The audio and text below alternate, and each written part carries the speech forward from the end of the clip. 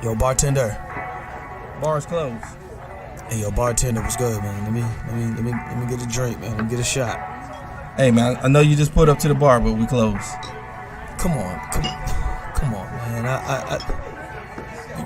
You gotta be able to give me a shot, man. Come on. You look like you need a drink, man, but I hate to tell you this, man. We about to close. So you mean to tell me all these people out here, they got drinks and they got shots, but I can't get nothing. The bar closed that soon? Okay, man, I don't know what else to say. I got this shorty half my age at the crib, and I'm trying to get to it. But last call was 10 minutes ago. You know what? It's alright. Don't even worry about it. Don't worry about it. All right, tell you what, I'm gonna get you one drink, because it look like you need it. One drink? I can do one drink. I can do one drink, because I really, yeah.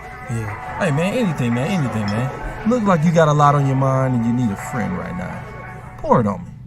Ain't no last calls here. Bar Talk with Jay. Welcome to Bar Talk with Jay. Welcome. Want to say brought to you by Go Green Recycling. This is a garbage company doing great things, and they don't let the recycling fool you. It actually does C&D and MSW as well. So if you got some trash at your house, don't let that recycling stop you. Just that you call us and we get a dumpster to your place and get that trash out your way. That's what we do over here at Go Green. Now, I got to get back to this person, man, rocking with me over 7 years. This person comes in this studio each and every time with a smile. Craftmatic, how you doing that night, big baby? I'm doing good, Smooth Jay. Man, I tell you, man, you got that nice little smile on you, man. You know what I'm saying? You call me smooth, I think you smooth up. Listen, we lit for 2024 this year. Man, you're not wrong with it. You're not wrong. Straight lit up, bruh. You know, I ain't gonna let nothing stop my attitude. Right, I ain't gonna right. let nothing stop my vision, my Right. focus. Just going hard in the paint, keep a smile on my face, man. Hey, man, you know something, man? It's a positive way to look at the new year, man. Absolutely. I Absolutely. like that. Listen, the world is about the inside. Mm. The world is really about the inside. Okay. All that we experience on the outside may be, some nice fruits Right. of life, but the greatest part of life is joy and peace and happiness and being able to have fun in your spirit, laugh a little bit, Right. That's where most of our precious days in this life is spent. Okay. And so we need to learn to value those good feelings, right? I like that. We need to learn to value our positive attitude because that is what real life is all about, you know? Okay. So how you doing tonight, Smooth Jack? Man, let me tell you, all ups and downs, the weather's been real crazy, man. It's super cold, super cold. Yeah. So I hope everybody bundled up through all this. Again, I was just so happy, man, I didn't get sick through it all. Right. You know, I've been running across a lot of people, man, with different kind of illness. And, after that COVID scare, I'm really trying to make sure I watch what I eat. Yes. I'm trying to make sure I stay healthy and also stay away from certain people, because, again, I can't potentially stop everything, but I can be as healthy as I can. That's absolutely right. And it seems like life has just caused us to keep our head on a swivel. All day long. Right? We have to be more alert, more alive, more willing to pay attention, and more patience, and all that other good stuff that goes with that, just to get through these times. And I'm sure we are all experiencing that. So, everything is going to be all right. There you go. That's how we got to look at life, right? Everything All day. is going to be all right. A great way to introduce our show. This is Bar Talk with Jay. My name is Craftmatic. This is my boy Smooth Jay. And we are here to liberate your minds and souls with a great dialogue. Yes. We're just going to chop it up here on the subject tonight. And in fact, the subject is the lack of morals and standards. Let's talk about what's happening really underneath the surface of life as it relates to a lack of morals and standards. And we want this show to be therapeutic. We want you to find a way to benefit from what we're talking about. We want you to find a way to grow from what we're talking about. So find a way to put yourself into one of these scenarios that we're talking about and make some clear decisions about your life. What you're going to do, what you're not going to do, what you're going to tolerate, what you're not going to tolerate, etc., etc. Those decisions are like bricks in your armor. Mm-hmm. That's what you need, bricks in your armor. So we want to thank you folks for being here with us again. We always start the show off with a prayer. And why don't we just hand the prayer of the topic over to the Lord? All day long. Heavenly Father, we come to you right now, just thanking you for all that you are in our life. We thank you for the peace. We thank you for the love. We thank you for 2024. We know that our strength is in you. We ask, Heavenly Father, that you would correct us tonight, that you would put us on the right path as it relates to morals and standards. We're seeking your wisdom. We're seeking your understanding for morals and standards tonight. Give us an upgrade in our ability to maintain what we learned tonight. Give us the ability to be more righteous, more straightforward, to figure out what fences to put up and what fences to take down. Give us, Lord, an inspiration about morals. Be here with us in this show. Do your good and perfect work. In Jesus' name we pray. Amen. Oh, man, that was deep, man. Amen. I like that. Thank you. Yeah, you know, sometimes the best prayers are the ones that you really don't know where you're going, but you're just asking genuinely from your spirit for something that you need. You know, for maybe you have a gap in your life somewhere you need it fulfilled, or maybe you got too much of something and maybe you need something taken away, but you don't really know where you're going. You just kind of scratch and claw in your mind and in your thoughts when you pray into God, and he ultimately will take you somewhere that you never knew you could be. Oh, say it again. Right?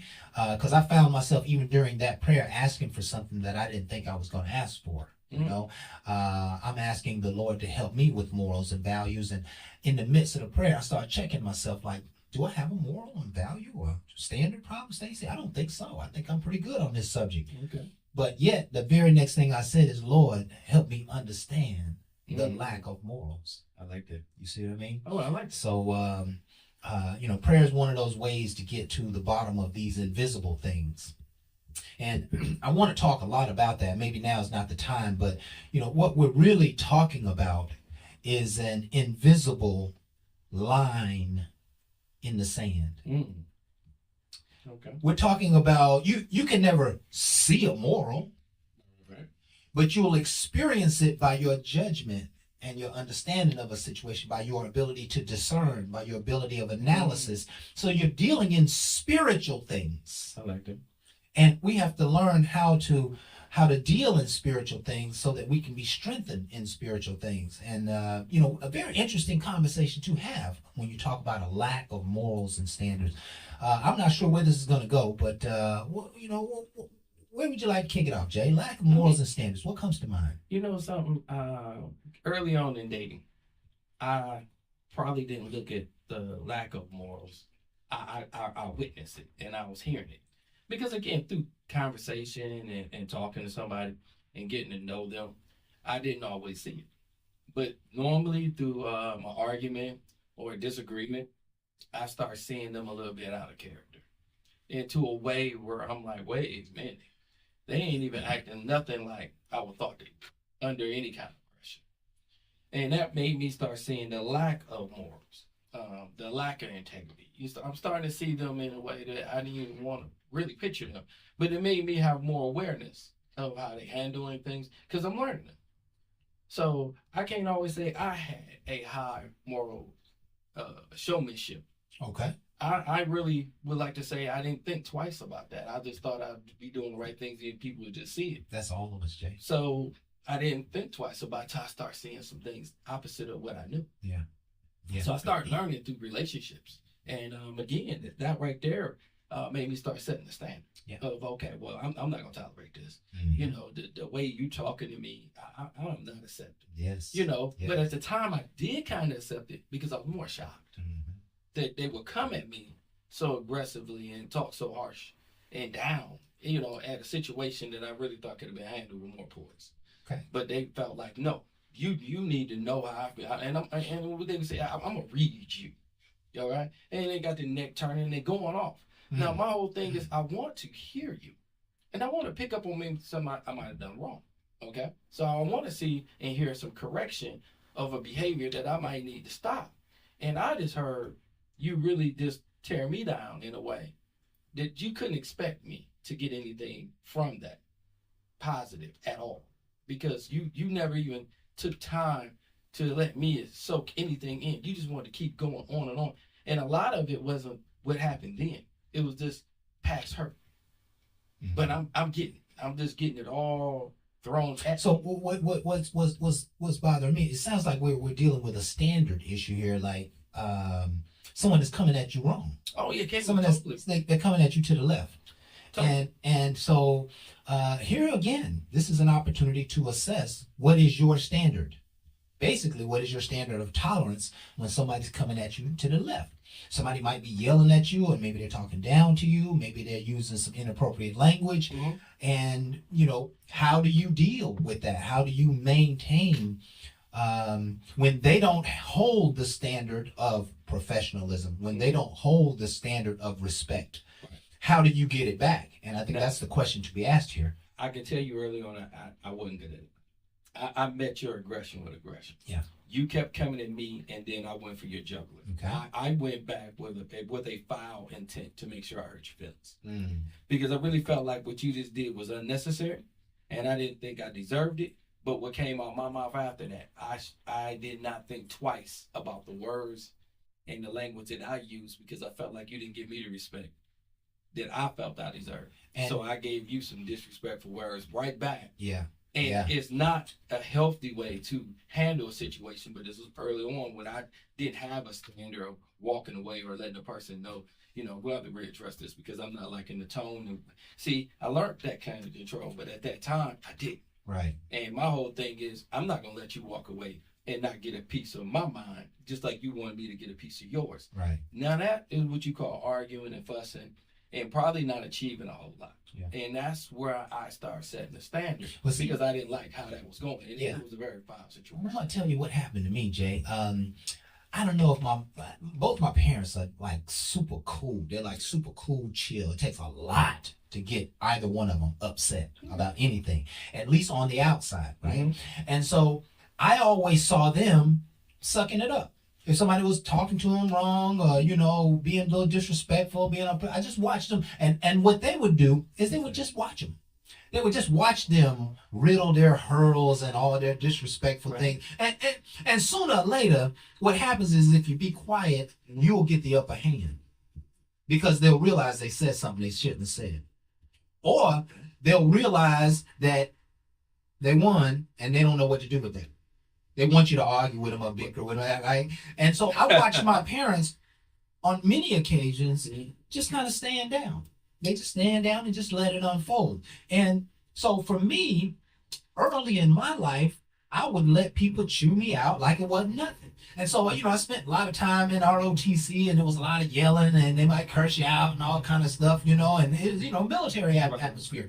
So, being talked too harsh didn't even faze me or anything, right? And then later on in life, I started gaining this standard of respect where I said, okay, I'm going to let you speak your mind, but as soon as you're done, I'm going to ask for a time to speak my mind. And then what I'm going to do is I'm going to start speaking my truth just like you spoke your truth. And I'm going to tell you, invariably, it doesn't take me but 2 or 3 points on my side for the whole environment to blow up, right? Because one of the things that I fear in trying to hold a standard like that is I fear my temper, right? Like, I'm the coolest cat in the world, but when I'm gone, I'm gone. Like, and it ain't no pulling me back. You know what I mean? And I've only had 2 or 3 of those episodes in life, and it kind of scared me. Like, damn, I did that. You know what I mean? After the fact. So I've now come to a place where I can calm and collectively listen, take it, but I'm going to say my part. Right. For many years, I didn't say my part, but I am going to say my part. Let me ask you this question. What you got? How do people in general learn morals? I mean, where's the moral standard coming from? How do the average citizen, is it just that we have to hit our head against the wall a couple of times, or we have to lose something, where's the moral code really developed at? We know that it happens all the way through life. Right? There are people who did business 20 years ago, and they just might, they might cut your throat. They might tear your head off. They might, take advantage of you, whatever. And then they ran into a few bloodbaths in their business, so to speak. And now they say, you know what? I'm never going to do that again. I'm not going to cheat them if they let me cheat them. right? And so, but they had to learn it the hard way. It took them 20 years, right? There are people who have to go to jail before they finally get it right. Before they finally realize you can't take anything that's not yours, right? And if you try to take something that's not yours, you're going to jail. There are those who just learn by trial and error, learn by osmosis. They don't watch enough movies to say the bad guy always loses, right? But other than a religious or spiritual environment, the moral code is kind of just an osmosis kind of revelation for people, right? Okay. Because think about a kid, man. You know, they're going to do what they can get away with. And if they get away with it enough, they'll start to think that they can do it. That's what you're supposed to do. And if you grow up with a moral code lying as a kid, you know, you're going to have to hit some pretty harsh hurdles in life in order to change, because really what you've learned to do is you've learned to disguise the truth so that you benefit, but you have no understanding or you don't know the impact of your lie. Your lie might have cost somebody their life. Your lie might have cost somebody their money. It might cost somebody their future. And that's ultimately where the moral code, I think, has the greatest fabric, is when people mature enough to know that what I do doesn't just hurt me, it hurts other people too. That's when you get to the essence of the moral code, that, hey, I have to be responsible not for just me, I have to be responsible for other people too. If I know my tail light is out, I have to go ahead and get that taken care of, because somebody's not going to be paying as much attention behind me, and they're going to hurt me, they're going to hurt themselves, and who knows who else are going to hurt. So the moral code requires that we don't drink and drive. Right? You know, that's the standard. The standard is that, you know, if you have had more than enough, you know that when you get up from that bar and you take the first 2 or 3 steps, that you are not prepared to get behind the wheel. Say it to yourself, own it. You're taking, you're holding the moral code, right? If I'm expressing morals right, doing the right thing. Correct. That's what morals is, right? Yes, it is. Is doing the right thing, whether you're told to do it or not. And I always look at it like that, because a lot of times when people, when somebody looking at you, you'll do the right thing, because you know right and wrong. Mm. That's where your morals coming from. Who's you looking? Know right and wrong, but who's looking? Mm. Okay, so if nobody's looking, then maybe I can get away with this. But a good person that holds morals who's going to do the right thing regardless, somebody looking or not. Right. And that's what you want to pass on, and that's what you want to really send the message, that that's what I'm about. So if I'm sitting around and some things jump off, and somebody come in and be like, man, I know some things happen, but I already know you probably had nothing to do with it, because they already know how you move, you know. But when you shady, it's kind of hard for somebody to say you wouldn't do it, because you kind of known for doing it. It's just like you got sticky fingers. Right. You're known for stealing. Right. Now the truth. Yeah. Something is missing. Yeah. You know, you don't want to just judge a person, but your reputation precedes you. Your behavior precedes you. You've been at other people's houses and you took stuff, and I don't want to just call you out, but now something missing in mine, and you happen to be there. Now, I didn't see it. Now, even though I got cameras, I probably could have went back. But you're going to be the first suspect. Because, again, you have a poor lack of morals. Right. Because you feel like, well, you don't need it, so I'm just going to take this from you. Right. And you know I don't roll like that, so why would you do me like? Because you don't really need it. I mean, you got all this other stuff. You can't help a brother out. First of all, you ain't even ask. Listen, or borrow and don't bring it back. Oh, now you're talking about somebody else I know. I think that's a moral code. But you know that you're supposed to take it back. It doesn't belong to you. But you feel like because we tight and or because I got a lot of stuff in my garage, you don't really need it. I helped you out. Right. You helped me out by taking my stuff. Right. Using it at your will, right. Acting like it's yours, probably claiming it is yours, right. Disrespecting me, not even bringing it back, even when I need it. That person you talking about, I had to borrow my stuff back. How you do that? How you had to borrow it back and borrow your stuff back? What was you thinking? That's crazy. And then got the nerve to say, "Oh yeah, it was yours." Wait, you ain't forget, right? Because you know you didn't buy it, but you want to play that game. You know, that's what I said. And listen, and that's that's on the edge of a lie. oh, it's right there. On the edge of a take. It's the edge. It's edging bamboozlement. Right? It's the edge, and you Right? wrong. Because if hypothetically I'm so blessed that I never go out there and look to see if my stuff is missing, right. you could potentially keep it forever and never return it, and Nope. I might not ever know. But yet, you really took something. Yes. You really stole it. You really, no matter how you look at it, and that was out of moral code. Right. It's no telling how many times I bought something that somebody borrowed. I went to use it, couldn't find it, had to go buy it again. Yeah. Yeah. So it cost me money out of my pocket. Yeah. Then this person just happened to remember. Now remember, they didn't bring it back. They just happened to remember. Be like, yo, remember I borrowed that? Be like, man, I had to go find another one because of you. Man, that's messed up. Never bring it back. You reminded me you borrowed, but you still didn't have the moral sense to bring it back. But you gonna bring it up in a conversation, right? And I still gotta go hunt you down. Like it don't mean nothing. Now watch this, Jay. What we just described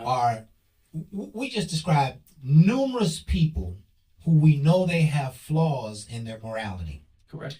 What is the standard? How do you deal with those people?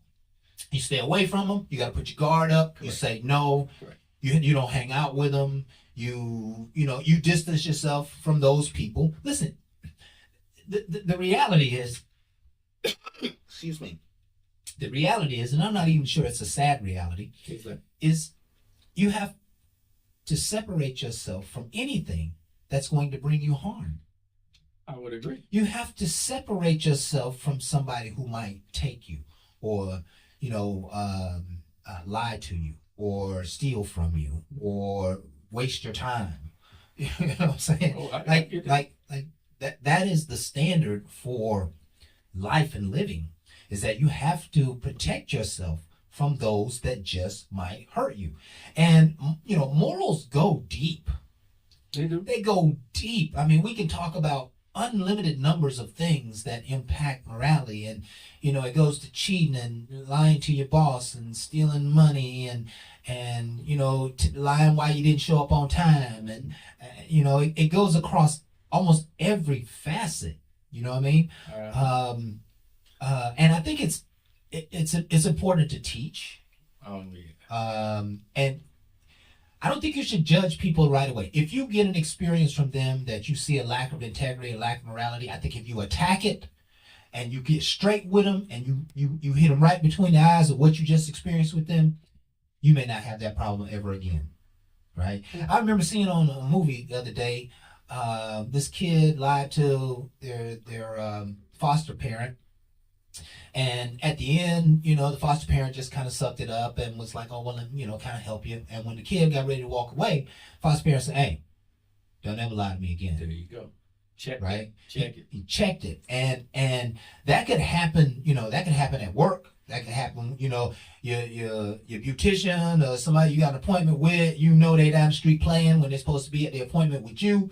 And when they come back, say, listen, I ain't trying to call you out or nothing, but please don't lie to me.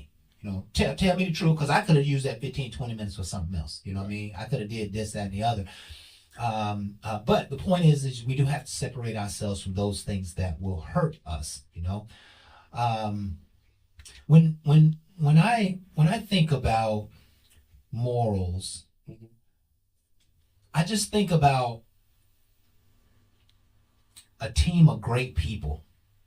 A team of people who, even if they're not the most talented, even if they're not the most gifted, even if they don't have the best work ethic, like, you can always do business with people you can trust. Yes.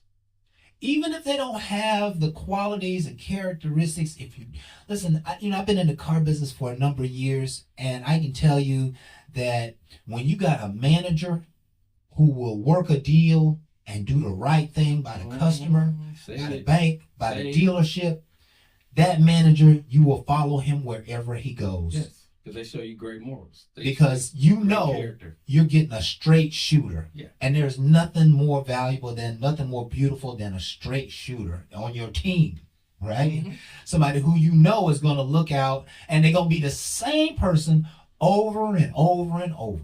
High pressure, low pressure, mad at you, okay with, they're going to be the same person, and they're going to get the same job done. And, you know, it's just a consistency of behavior that we like, right? I remember managers who've always had this attitude about, I want to get my salespeople paid. I don't care. I'll fight the store. I'll fight the CFO, and I'll go fight the treasurer and all them people to make sure I get my salespeople paid. That's the guy I want to work for, right?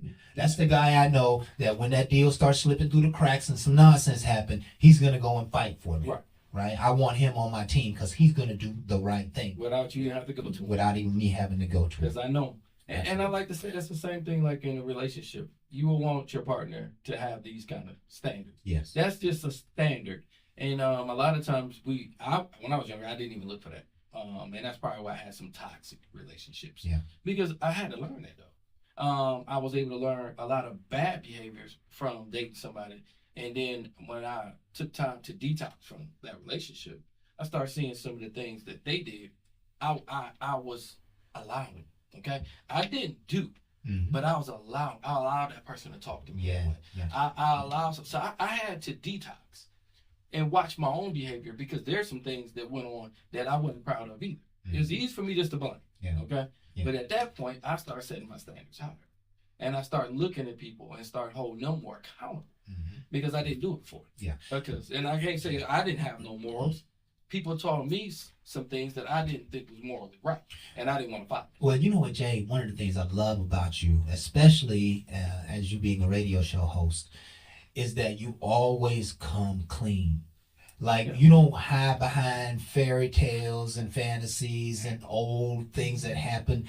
Jay will tell you, I screwed up. Yeah. I was the one that was the problem. I was the one that lost a good woman. I was the one that made this happen, you know, and that's a moral standard. That's a moral code, right? Being honest with yourself, Oh yes. right? And Because if you walk around kind of lying to yourself, it's almost like you're walking leaning. You're not walking upright. You're leaning because you're not standing on truth. Nope. Right? You're leaning on, I hope they don't find out. You're leaning on, you know, I hope I can live up to that. You know, Yep. et cetera, et cetera, et cetera. So hope they never find out. Yeah. They always find Yeah. out. They may not tell you they find out, but they always find out. One thing about the human spirit is that we can always see the truth. Yes. And some of us may not have experience in looking for the truth. But when you start looking for the truth, you will find it. Yeah. Almost every single time. There's no place in life, in the universe, where you will not be able to see the truth if you really are looking for it. Man, Because it'll be all over you. It right? wakes you up, and it makes you a better person. Because I Absolutely. can remember when I went through my divorce, you know, and a lot of people sided with me, like, "Yo, man, yeah, you know, she wasn't right for you. She this and she that." And I'm sitting there, and again, at that time, I was hurt, so I disagreed. You know, I was like, "Yeah, she sure was wrong, and I can do better, okay." And then later on, I started evaluating the whole marriage, and I started seeing my mistakes as well. So then when that topic came up again about her, I was like, yeah, I don't have no rights to be able to say nothing. Mm. Because at this point, you know, I had to do some growing up. And I think I did enough to say I messed that marriage. That's checking yourself. Yeah, because it shouldn't take her to have to defend herself. I chose her. Right. And unfortunately, I chose a lot of other unmoral things to go along with it. Yeah. And if I don't check it, I'm going to take it to the next one. Yeah. Because I'm too busy blaming her and I'm not changing me. Yeah. You know, part of what happened in that equation when you checked yourself, Mhm. when you check yourself, you moved into unconditional love, Ooh. Okay. right? Mhm. Because now I'm not pointing the finger at her anymore. Mhm. I'm saying, you know what? She ain't at fault. I got to hold on to this. Mm. I got to live with what unfolded. Right. You know. Now I have a situation in my life, and I won't share any details, but Mhm. I'm living with a 20-year pain, Mm. and I was knocked across the back of the forehead, right? It sounded like you was beat up, but okay. Yeah, I was. I was beat up pretty bad, and there was nobody to rescue me, and so nobody was really looking for the truth. I'm the only one who knew it. I'm the only one who understood it. Over the years, there's been less and less people around me who knew about my life back then, so they're clueless about what I have done. But what I've had to do is swallow the pill. Even though I was done wrong and hurt and all that other stuff, right? What I have to do now is just like what Jay did. I have to move into a place of unconditional love, right? Let bygones be bygones, and let me move on, because the past, I love this. My pastor used to say this: the past does not set precedent. The past does not stop you from growing. It does not stop your joy if you don't let it, right? And so it can, sometimes, holding on to old things can steal your joy for the day. But, ultimately checking oneself can be a major, major part of healing, which we don't have talk about a lot. I want to ask this question, Jay. What you got? I love to ask questions at 40,000 feet, right? Yeah. What would you say I want you to give a number between 0 and 10. Okay. 10 being the best, 0 being the worst. Where is the moral standard for humanity?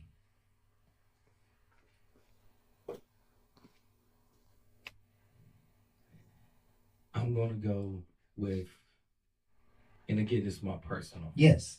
Yes. I'm going to answer it too. I'm going to go with a 4. Ooh. And just to give a quick disclaimer why the number is low like that is because social media and the news and a lot of things that's being portrayed is a lie. A lot of it is a lie. If you taught a lie, you hear a lie, you tend to repeat a lie. So now you got some people that should know better, ain't gonna do better because of the lies that they've been told, and they're acting off the lie instead of their own impulsive to know morally it's not right. But what you're suggesting is that 6 out of 10 things that you hear is a lie. Yes. 6 out of 10 things that you hear about, especially on social media, are a lie. Yes. So the moral code is at 4. I was probably going to put the moral code at a 3. Okay. A little lower than me? Yeah, between 3 and 4. And part of the reason I put the moral code at 3 or 4 is because we've asked several times on this show, out of 10 people, how many people do you think you can trust? And we only come up with an average of about 2. So 8 out of 10 people are not going to be straight with you. 6 to 8 people out of every 10 are going to feed you some bullshit, a lie. Just might kick you when you're down, just might take something when your back's turned, just might, try to steal your lady or take your dude from you or whatever. And so again, we have to go back to how do we handle living in a world where the moral standard is a 4. You have to have a lot of guards up. Yes, you do. And I want to encourage you folks to put your guard up. In fact, I want you to believe less about what you hear in media, what you hear in the marketplace, what you hear that people got their stories and their opinions. People are telling you stories that happen, and 70% of it is a lie. If they told you that they went to the left, they were supposed to go to the left, but they went to the right, and then everything after that went downhill. They didn't tell you that they were supposed to go to the left, but they went to the right. They just told you all the other bad stuff that happened to them, right? You see what I'm saying? I know all about that. Right? So, it kind of suggests that we're in a very challenging world when it comes to communicating and loving and being unified with the people around us.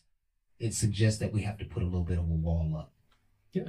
And stand on stronger morals of yourself. Stand on stronger morals yourself. In fact, if you have a moral standard, then you need to be standing on your moral standard. Yes, you do. And when I'm talking about a moral standard, I'm talking about,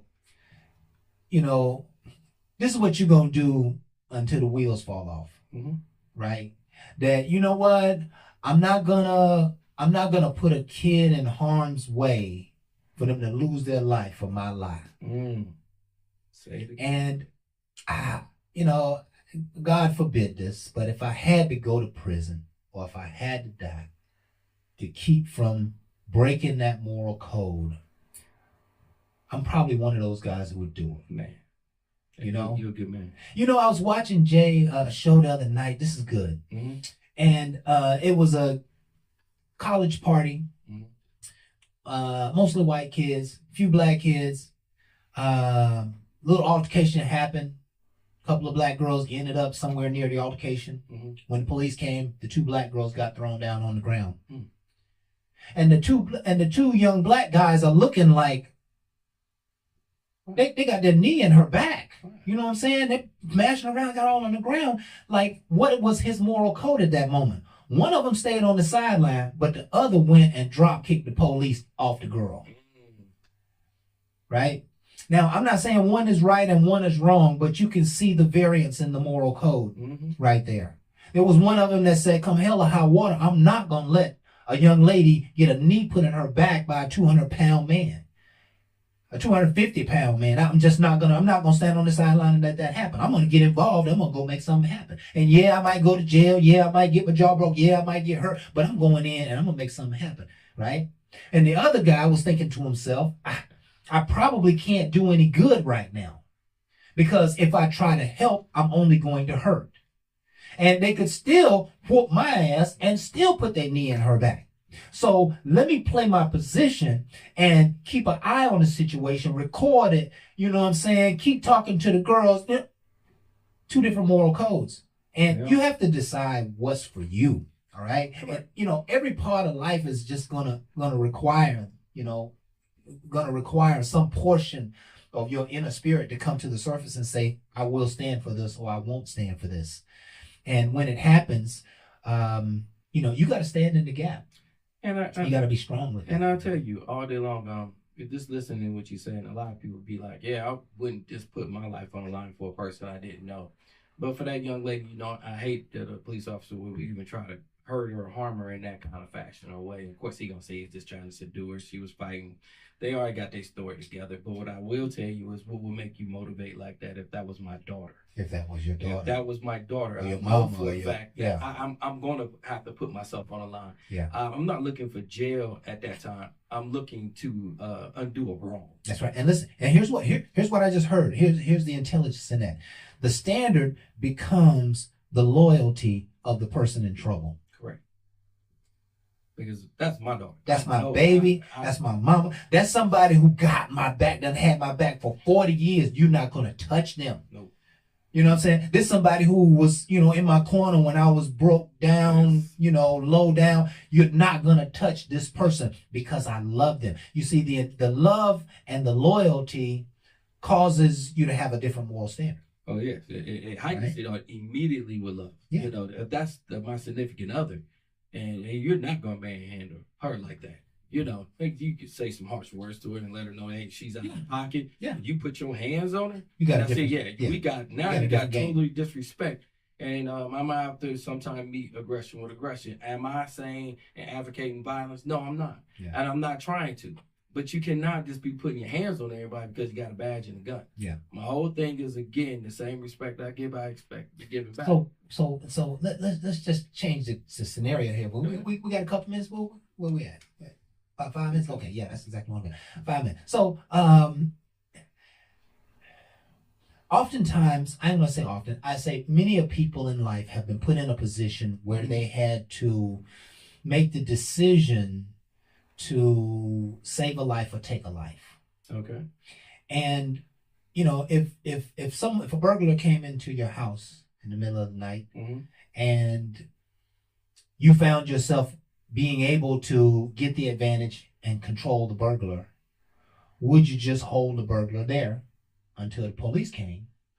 Or would you just decide that you was going to go ahead and shoot the burglar and make sure that you control it in that way. Would you have a mindset not to hurt them, or would you have a mindset that I'm gonna go ahead and wrap this up real quick before I the police eliminate get the here? threat. You eliminate the threat. Just to let Great anybody way. know, if you ever wanted to come in my home, I have a 12 gauge on the side of my bed.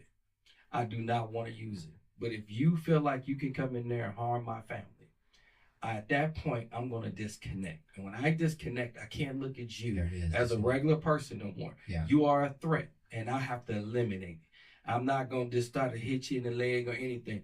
I'm going to blow your ass out like you came in. You should have never came to me. I didn't come for you. Don't come for mine. So when you enter my home, you become a threat. Yeah. And that's all I can tell anybody. Because again, I don't want nobody to think I'm just this harsh person that don't care for life.